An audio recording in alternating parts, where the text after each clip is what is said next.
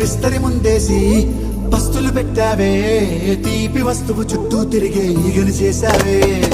చీచీ సిగ్గలేని మొగుడు కారండాయ్, గుయ్ గుయ్ గుయ్ గుయ్ అంటూ మీదికి రాకుండా గంపెడి పిల్లలతో ఇంటిని నింపావే, సాపాదిండు సంసారాన్ని మేడెక్కించావే.